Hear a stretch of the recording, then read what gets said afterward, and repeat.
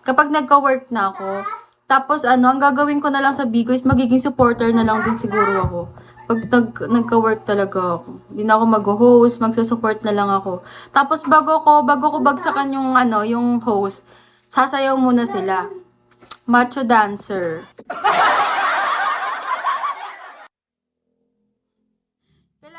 Kailangan muna nilang sumayaw ng macho dancer bago ko sila bigyan ng summer.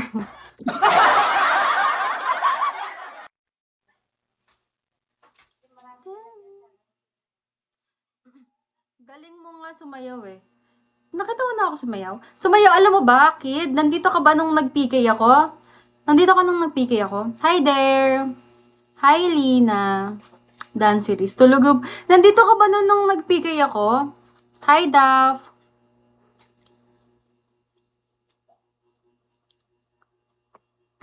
Wala mi nung nag-PK. Alam mo, nung nag-PK ako, kasi nga, parang, kasi iniisip ko, wala hindi ako nakanta sa live. Eh, lahat ng nasa DC kasi, kumakanta sila, di ba? Si ate, ano tawag yun? Si Ate Jesh nakanta, si Ate Ali nakanta. Sa Tibel, kumakanta din si Luna, nakanta si Luna, di ba? Tapos, iniisip ko, nung kada nagpipiki kasi sila, nakanta sila para maka-entertain sila ng mga spender. So, ang ginawa ko nung nag-PK ako, sumayaw-sayaw ako. Para akong timang, basta kung ano-ano ginagawa ko, nagsasayaw lang ako. Eh, nasa resort ako nung during PK ko, nasa resort ako nun. Kaya sobrang bagal ng internet. Tapos, hindi ko pa, ewan ko ba, parang sira ata yung phone ko kasi, kahit sobrang taas na ng volume ko, hindi ko naririnig.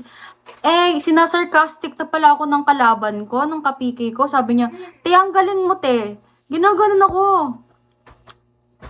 Tapos, ewan ko, parang kilala mo si Nobita? Sinabihan daw si Nobita ng bobo. Diba, doon ko lang nalaman. Wala man lang ako alam na gano'n na yung nangyayari sa live ko, ay sa PK ko mismo. Oo. Anong tanong mo? Sa One Shot Wonder kita sumayaw. Sa One Shot Wonder. Oo. Sumayaw ako nun kasi nga, di ba, sabi ni Ate Jesh, kailangan daw ready kami. Nagready ako ng toyo, ng suka, kasi nga baka painumin ako ng ganon. Nagready ako. Tapos nagready pa ako ng saging. Alam mo ba gagawin ko sa saging? Kasi Ate Beauty, si Ate Beauty kasi, ang dare sa kanya, gaganunin daw yung maghanap daw ng parang any mahaba na tapos gaganon-ganunin niya. Sabi nila Ate Andeng nun, maganda na rin daw kami. So ako, ang ginawa ko naman, saging na lang yung kinuha ko. Kasi nga baka pag ganon-ganunin din kami. Hindi, buti nga hindi ako pinaganon eh. Pinasayaw lang ako, Chanel. Laban na. Palag na yun. Lonely. Sobrang init ko. Nalasing ka ba ng One Shot Wonder? Half lang.